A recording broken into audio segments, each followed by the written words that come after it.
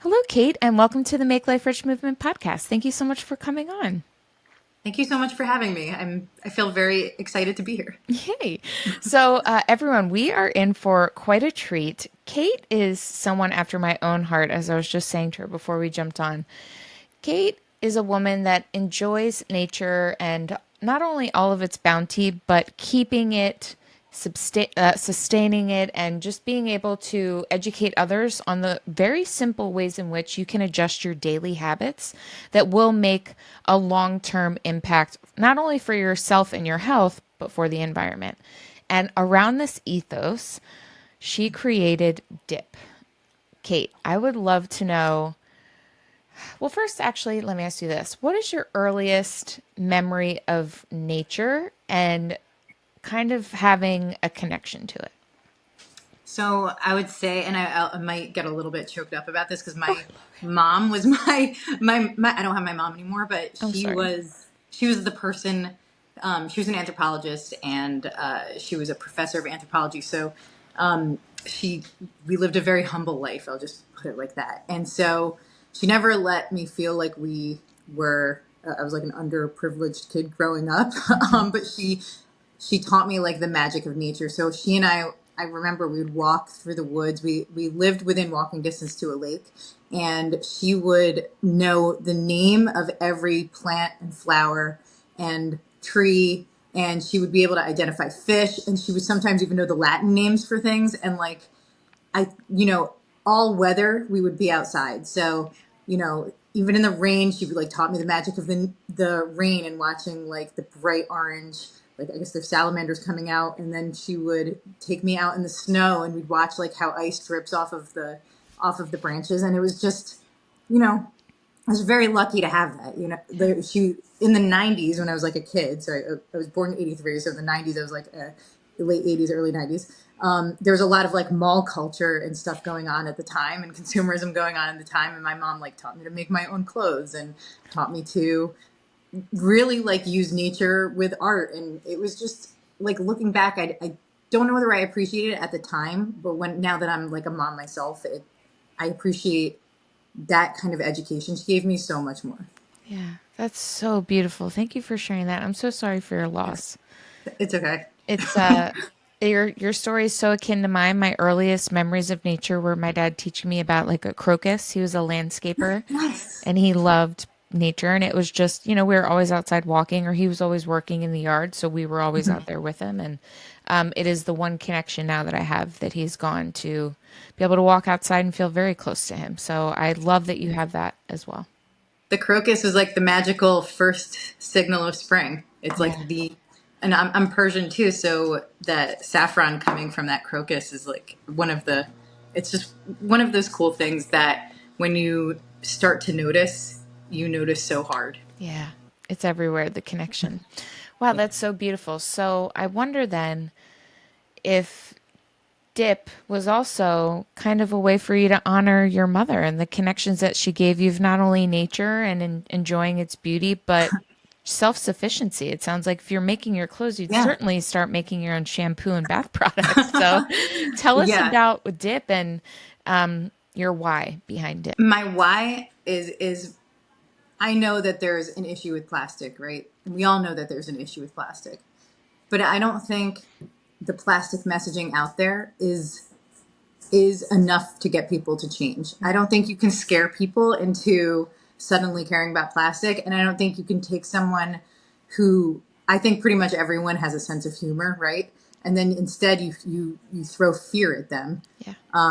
And I don't I think that actually gets people to retract and rationalize not making any changes because the messaging is so harsh about plastic. Yeah. So on that note, I thought, what if I could make a serious hair care brand for not serious people? So like my mom was like very silly, and like the branding and the messaging and dip and is very silly and kind of we actually don't really talk about the plastic crisis at all in our marketing. And I want people to look at these bars and be like, this is so good that the plastic free doesn't factor into why I buy it. Hmm. And in that way, it is like a tribute to her because it is like, I imagine if she was reading like the copy and reading the stuff, she would she would be cheering it on and giggling instead of finger waggling. Yeah. And she because she was so funny, and she was funny in like 8 languages. You can make people laugh. Like she's just so cool. Oh. I like the idea that this is like a universal feel good thing is having a good hair day. Yeah. Like I don't care who you are or how you're dressed, but Hmm. if you have a great hair day, like you walk with a certain kind of confidence. You can Hmm. wear white t-shirt every day, have beautiful hair, and like you look put together. Hmm. So in that sense, it's like an emotion. I knew that hair care was like the most emotional way to get someone to just notice the plastic crisis. I love that. And it's really one of those things to where I think we're also heading into a territory of where people, as you said, are kind of getting beat over the head with this message. And Mm-hmm. at the end of the day, there is a certain level of efficacy that needs to be present for people to truly consider these hippier options that don't have packaging. I also find I interview a ton of skincare companies, and their biggest focus is truly the packaging. What can we do about the packaging? How can we make this, just less than what it is? And there, more often than not, is a sustainability plan regarding the product packaging at the core of what everyone is doing. So whether or not that has been kind of green splained everywhere or it's a true vision of where the industries are heading, I do think people are getting a lot more open to the idea of like, okay, well, who cares about, I'm going to throw it in the trash anyway, but is this going to work? Because what I Right. currently know of bar products in the personal category, it's that they're filmy, they're gunky, they're hard to keep like clean. Do they wash my hair completely? I've got this type of hair, that type of hair. Mm-hmm. I've got this skin issue, that skin issue.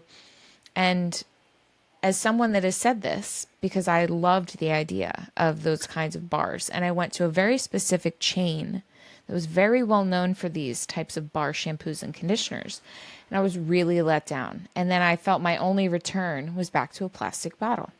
So I Yeah. love that dip exists for this exact reason because I myself for years have been looking for you, this alternative. So that's why I'm so excited to talk to you today. And I would love just for you to start at the very beginning. Like, how did dip and the concept of it get started?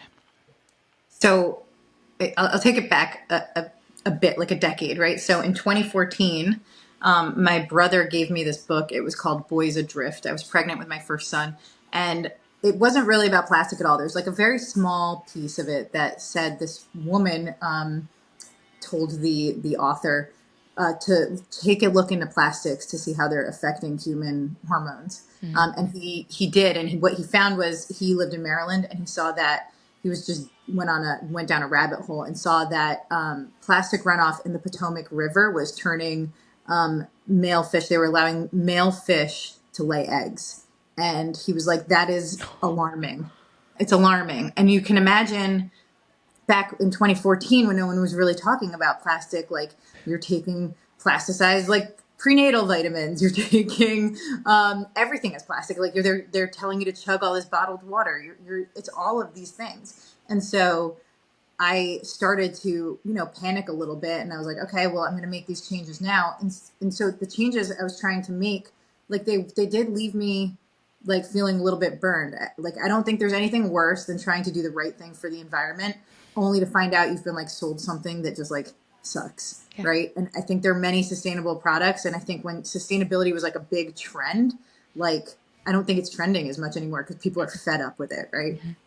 And so I made all the changes. I could make all of the kitchen changes, all of the, like there's no more saran wrap, there's no more paper towels, like all those things. Mm-hmm. But when it came to my hair, I had this like shameful thing where when I was in my shower, I was still grabbing like the Kerastase, the Orbe, the Pureology, like whatever I had that was bottled because I couldn't find a bar that really met my standards. And so at the same time, I happened to be in the beauty industry. And I knew that the problem could be solved. And I kind of investigated all the bars out there, and I was like, what is it that these things all have in common? And just to put it nicely to the eco folks out there, the thing that the bars all have in common is that they're made for eco-friendly people, not for hair people. And Mm-hmm. that's the nicest way to say it, because I want to be eco-friendly, but I don't want to look eco-friendly. Mm-hmm. Like Mm-hmm. that's at the end of the day, I live in New Jersey and I'm Persian. None of us want to look eco-friendly. That is, we want to look our best. Like, I don't know. I don't, I'm not one of those people that decide that all science is bad. Right. So they're not all natural bars. They're not all like, they're not, they're, they're not like made to perfection. They're not better than water, right? You know what I mean? To wash your hair, but they perform better than any of the bars that I have tried out there. I've kind of given up on trying. Every once in a while, I'll try like a new one and just be like, let's see how have bars caught up yet? And the answer is almost unanimously no. Yeah. And it's really important that your stuff works. It does what it says it does. And like, and people save money, right? Because that's the other piece of it. Like, it's not exciting for someone to buy a sustainable product and then feel like they're getting hosed. Yeah. Like, Yeah. I think that era is done, and you're watching sustainable brands shutter left and right because they don't understand the customer. Yeah. It's almost as if, and the sales psychology behind it almost references that you're being punished for trying to make a better decision or Mm-hmm. a more responsible decision. And, you know, you can eco tax your things. Like I organic tax my life. I don't eat or put anything in my body that isn't organic. Like it's just a non-negotiable for me. And I do remember in the beginning, it was quite the adjustment. But there is also that moment where you find those products that are affordable, but are still giving you exactly what you want and also happen to be good for the environment. And you're like, this is Right. a win. Like I'm never forgetting you now. So you Right. do have that beautiful little silo to where people are like, oh my gosh, this is what you've done here.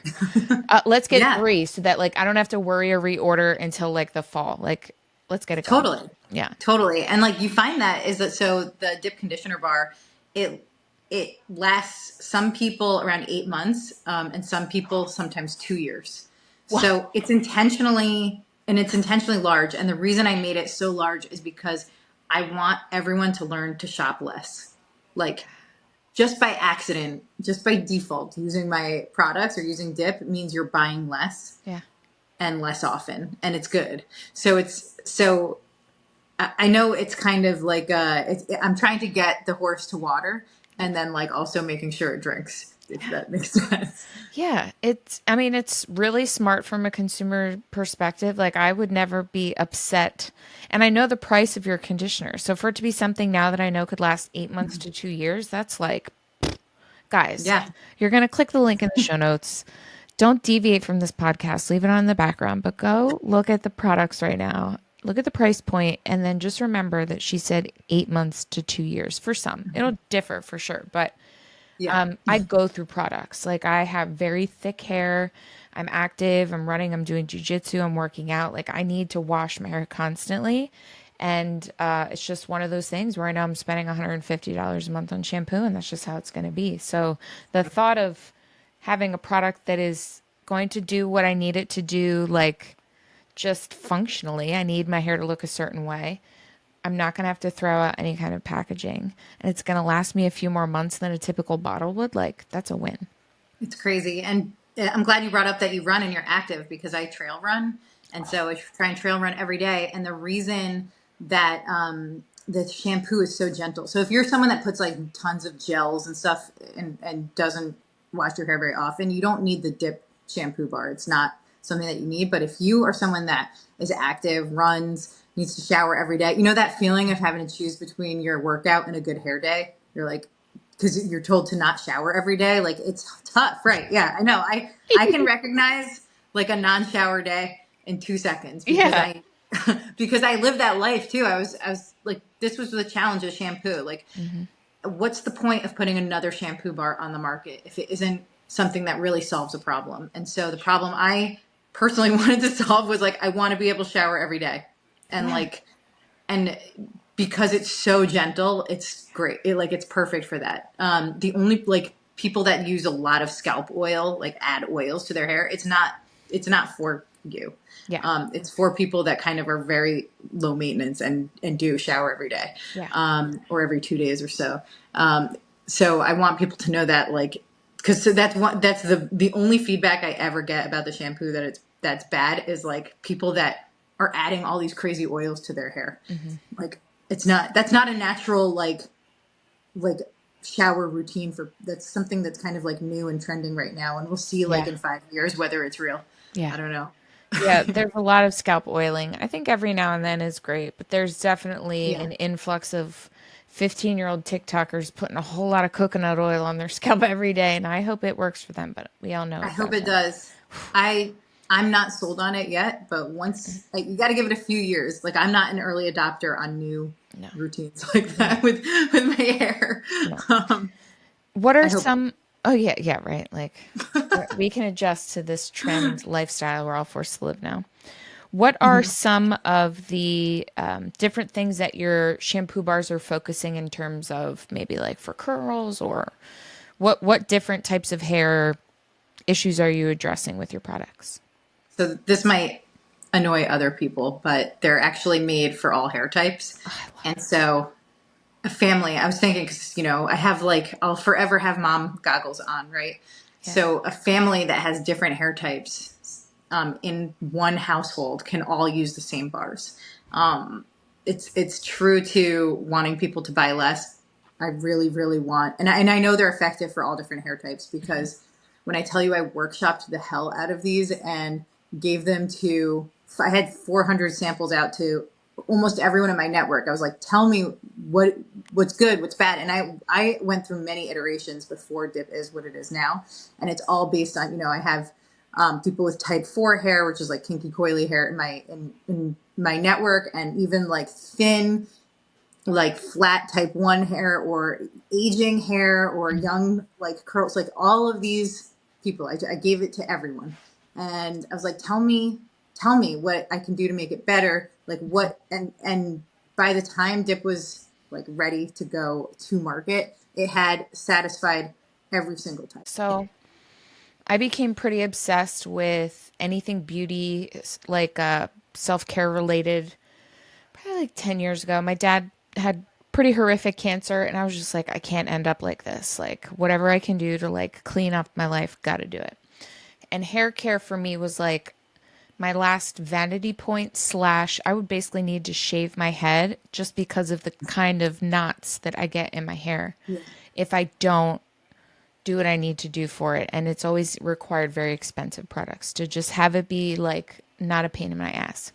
Hmm. And I came to realize that, like all things, guys, there's almost no one on this planet that needs a specific kind of shampoo. It's all a marketing and sales farce. We Yes. all have the same oil coming out of our scalps and getting sucked into our hair follicle. And we're all out in the same nature, getting the same dirt and pollutants and all the things that fall into our little head. If you have a medical condition where your scalp requires a certain something, that's entirely different. But if you're a regular, healthy individual, there is no reason why you need to have 15 different formulas for 15 different hair problems. They're all made up. It's all fake. I'm so excited because you're the only person other than myself that says this. So And annoying. It's for annoying. anyone listening, it's from the consumer age of like the 90s into the 2000s, when a brand would need as much shelf presence as possible Hmm. to be on the planogram. So Hmm. they were like, okay, we could do dry hair, oily hair, like we can do, all different for colored hair, for all these different Hmm. all these different formulas that were very, very similar Hmm. and very much mostly water. Hmm. So I they blame have, 17 magazine and herbal yeah, essence. That's where it yeah. started. Yeah. What did 17 magazine get you to buy that you remember? God, you know what? Jergens lotion was a Hmm. huge one. The one that Yep. had like tropical breeze. It's like, what the Hmm. hell was that fragrance I was absorbing in my body? Definitely the Aussie deep conditioner, purple squeezy The 3 minute situation. miracle. Because Yeah. my hair, it's like I have Irish, thick, curly, but not curly at all hair. It's very kinky, and it just, and then it's a like it's a dreadlock. It's just, that's how my Yeah. hair is. But I do recall My dad was just like a motherfucker. He's like, all this is fake. You don't need all this shit. Use the shampoo we got in there. Just use a little bit. Don't put it Hmm. at the top. Like he was just explaining, like, this is how you have to wash your hair. He had the same kind of curly hair as me. Yeah. And then it just became a status thing amongst little girls. And then like, Hmm. oh, well, my hair smells like this today. Smell it. And then you're like, I'm using Suave over here because it's the cheapest. And like, that's just what they grabbed. And then they grabbed me a conditioner because I asked for it, but they never used Yeah. it before I asked for it. You know? So like, it Yeah. was really baked into our generation. I was born in 85. And I think 10 through 15 was a really tumultuous time of marketing being experimented on our generation, and now they know how to work with Absolutely. us. And at Hmm. 39 and 39 to 45, 50, oh Yeah. boy, like we're their golden children. We give them all our money and we don't have Totally. to. Totally. It is, I think consumerism is so entrenched in our generation. Hmm. And I'm pretty sure like the biggest shoppers we see on Amazon are going to be moms. And then that's totally fine because you need the convenience sometimes as a Yes. mom. But I think a lot of that stems from how we were marketed to Yes. back then. Yeah. And I always say mall culture because I just remember it was different now because like I think Gen Z, what makes them interesting is that they're not a lot of them that I talk, it might be like an echo chamber I'm in, but a lot of them are like anti-consumer, I'm as, seeing that too. It's and cute. a lot of them are like making their own clothes and Yeah. doing just kind of like making their own bread. And it's like so exciting to see. Yeah. And I think it's strange that our generation is like not, we're the parents now and we're not caught up on like the environmental issues. I think it's one of those things where unless you grew up or lived within or were submersed in and around nature, Hmm. our generation, I think, was one of the last to where you were either like, don't litter. I distinctly remember the Native American man sobbing as litter Hmm. fell, and that was all I needed to see. I was like, I Yeah. will pull over and pick up trash, which I still do. But Same. there's a lot of people I think that I talk a lot about mother wounds and, the way in which we all have a lot to heal upon. And I think our generation got the tail end of parents born in the 50s that really didn't have kind parents. And they were Totally. doing their best to be kind to us. But there was little to no empathy for anything outside of their children and like maybe their partner. Like, we're very lucky, I think, as a culture to have had parents that wanted to break and disrupt how they were treated beforehand. But I don't think there was too much room in there for empathy about nature because they kind of thought it was hooey. And I Yeah. think we now have to decipher for ourselves, well, is this a thing or isn't this a thing? And it seems that the people that have children of our age group are really starting to understand, like, wait, what?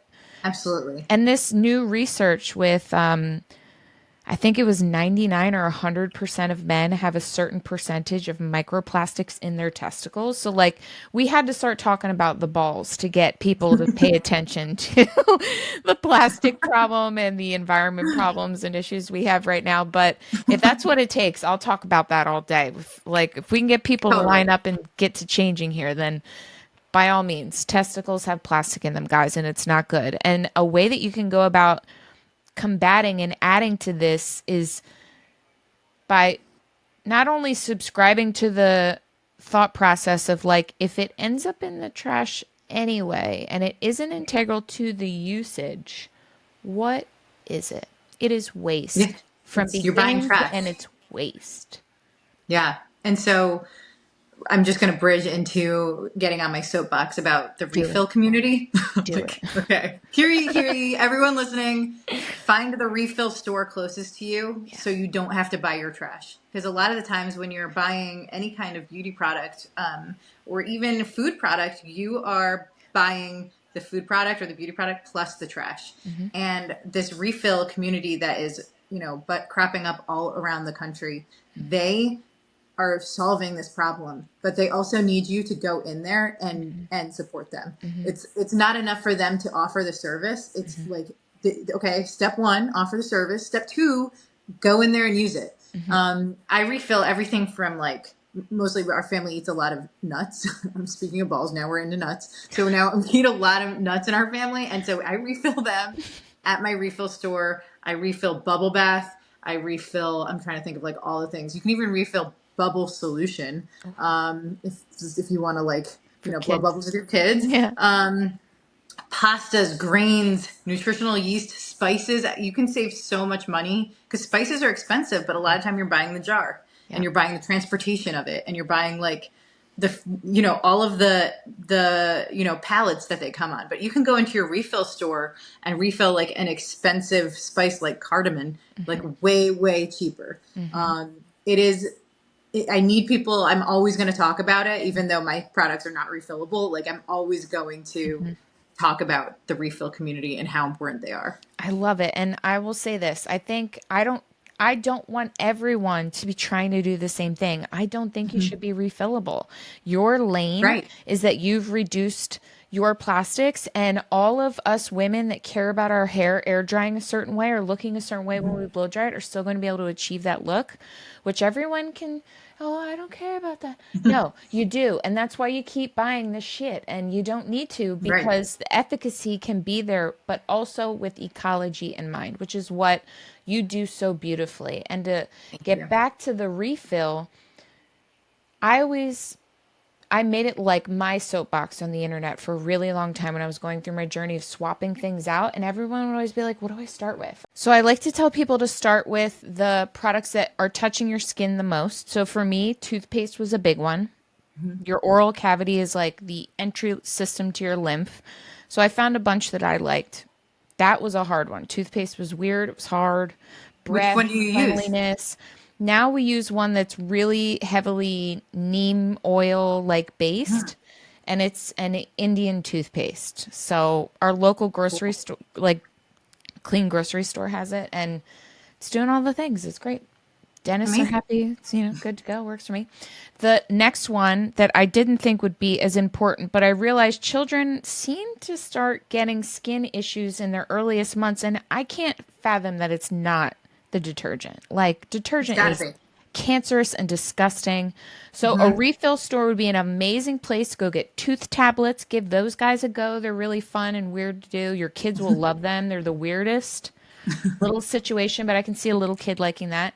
Laundry detergent is absolutely a refill situation. They're going to have different scents. Absolutely. What depending on what system you're using, what you want out of it, they're going to have something that's like a booster for stains. All of it is there.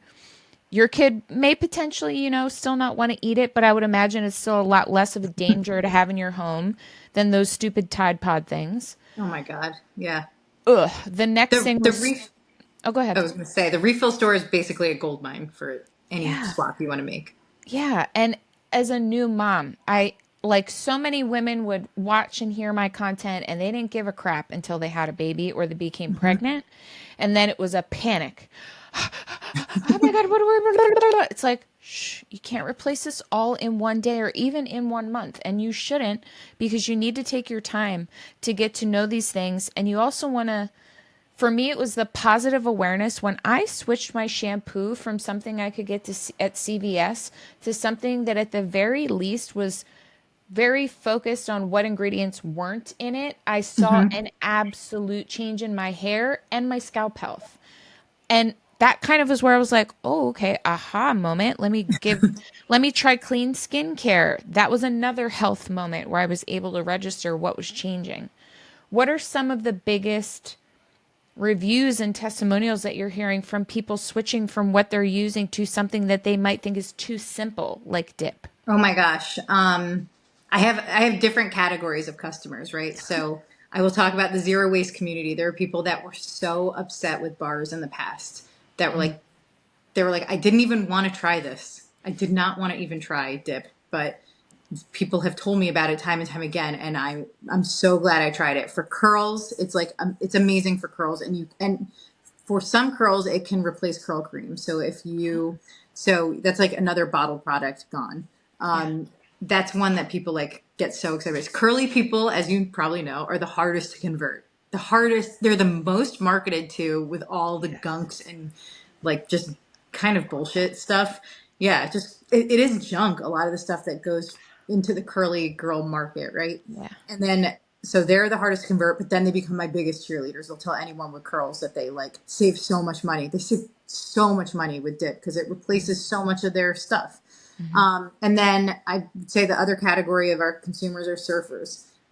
People that like love the ocean or swimmers, like, so people that spend a lot of time in the water. Hmm. And I purposely made it, and you're from Cape May, right? So like you know People how need hair this. gets when you get out of the ocean. It Yeah. is horrible. And so I used to bring cheap bottled conditioner to the beach with me my whole life.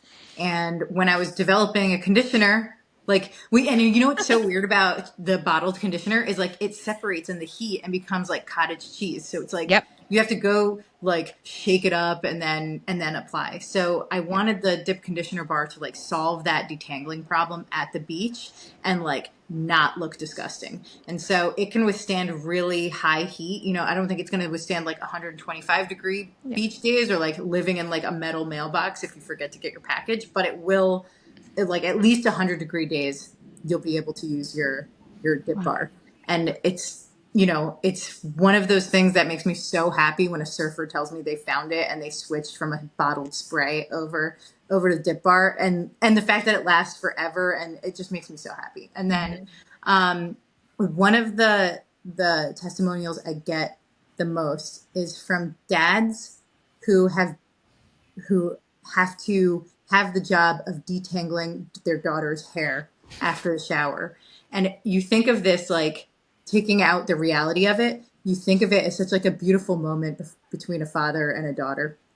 But the reality of that moment is that it screams, it's ouches, it's all of these things. And Hmm. so dads, it's not like one dad, it's probably like 50 dads have written to me and said like this has totally changed the routine and it has made it into something like really loving. Um, and that like is like one of those things that you're just like, I'm so happy like this has happened, you know? Yeah. And then, you know, type 4 hair, it's like totally, you know, and if you don't know about hair, type 4 is like black hair. And that not totally ignored anymore by the sustainable community, but for a long time it was. And Yes. so imagine a mixed family, as I kind of touched on this earlier, but like, you know, a black mom, a white dad, and then their children, like there's going to be a whole different Four spectrum of different types of curls. hair there. Right. And so this one family, instead of having, have you ever like walked into your own shower or walked into someone else's shower and just seen bottles upon bottles of just stuff Hmm. everywhere? You can replace all of that with just dip. And it not only just, even if you're like a minimalist and just love things to look like clean, but it actually does what it says it's going to do. And you Yeah. know, my best friend she's mixed, and she and I were never able to like really, or we felt like we were never able to share Share. products. Hmm.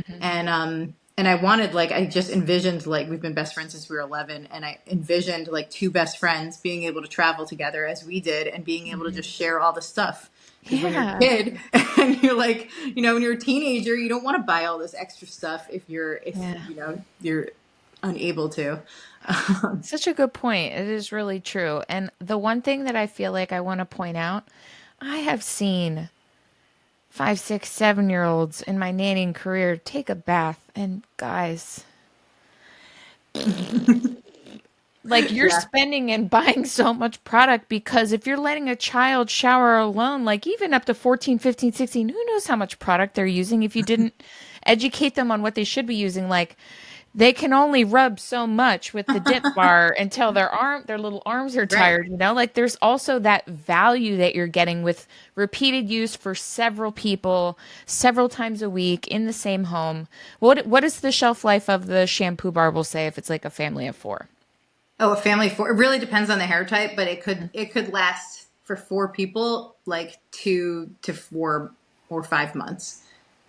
It Gosh. depends. It depends on how hard. So the whole idea behind the shampoo bar is like it does. You really don't need a lot. Like your dad was right. You don't need a Yeah. lot at all. And you take the shampoo bar and you just like run it over your head like very lightly, so it doesn't have to tug on anything. It lathers pretty quickly. You don't even notice it lathering until it lathers, and you're like, oh, okay, I like, love I'll put it that. down now.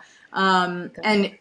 And it also, you know, get icky, and so it matters. Storage matters. And Hmm. so Jonathan, who's my husband, and he we developed this wall mount adapter so that your bars stay like as nice as possible. Hmm. And that is like one of the biggest, I don't know, it's one of the biggest investments we've made.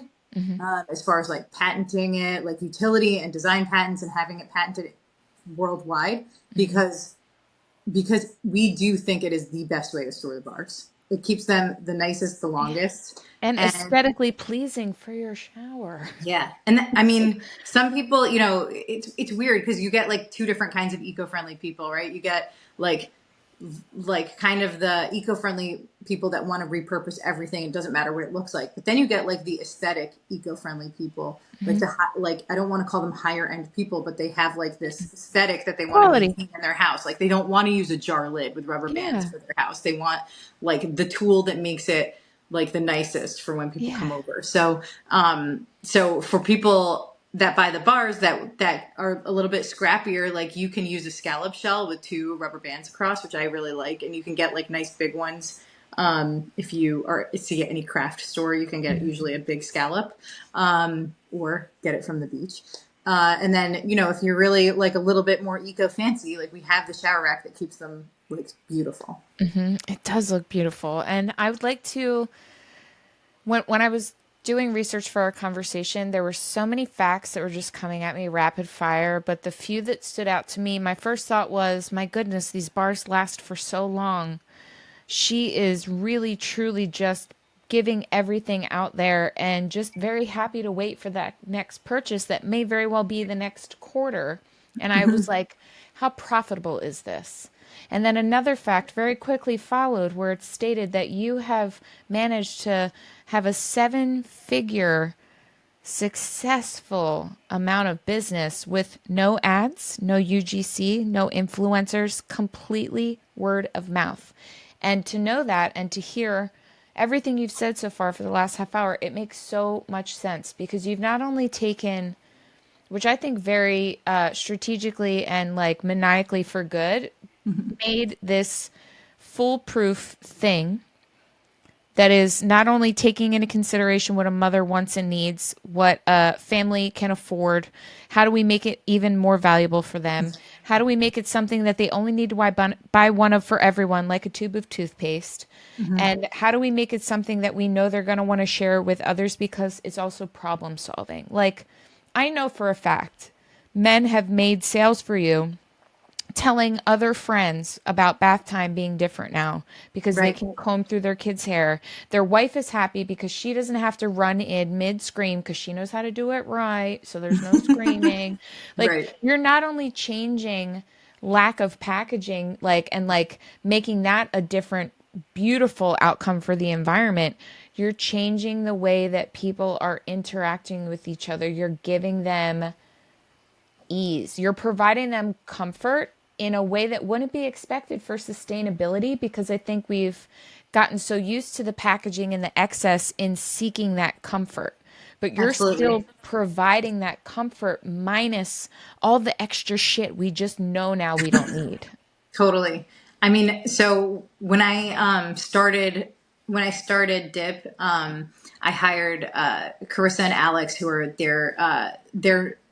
they were under strict instructions not to influence, and just they're marine biologists and they're a couple and they're really amazing. They were just there to make like silly TikTok content, and that was like very fun for me, like to have these amazing marine biologists, like just really fun people who I had met them like 2 years earlier online, and like we just formed a friendship, and having them like help kick off Dip on TikTok was like really amazing. But that the rule, and it was always like kind of a joke. It was like, do not tell people to buy products because that's like not what it's about. It's just Yeah. about being silly. And we did run print ads in Whalebone magazine, and like that was just six. There's 2 years of 6 issues each, and that was pretty much the extent of our like paid advertising. What I spend a lot of my marketing dollars on is flying to different cities around the United States and meeting our customers in person at the refill stores. And I think, there's certain places that are like overlooked about sustainability. And I'll use Ohio as one of them. We went and did dip events in Cleveland and in Cincinnati and in Columbus, Ohio. And the enthusiasm for sustainability is so strong there. But when we talk about sustainability, we seem to only talk about like the New York and LA markets. And Hmm. like the reality is that the country is big and beautiful. Like we did a dip Yep. event in Utah and it was huge. Like Yep. we've done them in Texas. We've done them pretty much. We're there's only one of me, so like, and I still have kids. So whenever I can go, I go. But we've Yeah. done many in New Jersey, New York, Connecticut, like all the way up through Maine. Like Maine is such a cool hub of sustainability, and like the people that are there and show up at those events are very different from the Ohio people. It's just there's there's so much, like I think marketing dollars spent on going and seeing your customers and having them be able to ask the questions in person are so much better spent than kind of throwing them over to Facebook or like Yeah. Instagram or TikTok, to be honest. and 100%. and I don't think for a lot of our customers those ads work. Hmm. I don't think that, like when I see an ad, it might be like, I always think it might just be the New Jersey in me, but when I see an ad for something, I'm like, oh, scram. Yeah. But what's cool about Dip is that it truly is a word of mouth product. And I am so honored and like, honestly, like humbled by my customers that come, like you buy one conditioner bar and you love it so much. I see your next order, you're buying six. And I'm like, I'll write to someone, I'll be like, why are you buying so many conditioner bars? They're like, my friends don't believe it's good and I need them to just have it. Like that. And that is the behavior of our customers. And it is the most amazing thing. And because of that enthusiasm, I'm able to, have my own facility and factory, and I'm able to have my own team. And they're really amazing. Like a lot of times in beauty, you order from a contract manufacturer and then you just get your goods and you can just be kind of like a silo. But it was really important to me to, build the team and really hire the experts that are way smarter than me on like, and have them work with me on how to make this happen. Ugh, It's really cool. And love it. I have my customers to thank, honestly. Yeah. It's amazing. It's been when I discovered that you were a fully owned and run family business, it also made me very happy because I interview a lot of entrepreneurs that have found their first tier of big success, like where you're at. Like you're a $1 billion company in the making. Like somebody's going to be knocking down your door maybe 3, 4 years. They're going to be like, what's it take? Like how many zeros? Yeah. And there's so many of those entrepreneurs popping up right now. And it's just the most beautiful combination of empathy seeking problem solvers that want everyone to be happy and they want everything to be good. And they're very strategic and very smart. And no matter what the niche or the product is, they're presenting it and delivering it in a way that cannot be replicated by corporate because they have no soul. That's exactly right. A corporate community or private equity is going to look at our brand and be like, "Why are you happy only selling one bar a year to a family?" And I'm going to say, "It's exactly the thing that makes me the happiest." Exactly. So And the it's most successful, which is mhm. where I love so much. Like, I've been doing PR for 15 years, business strategy. Like, for me, this is such a fun case study every time I get to speak to a business owner because you're all doing the same thing. And at the core, it's to do good. Like, Mhm.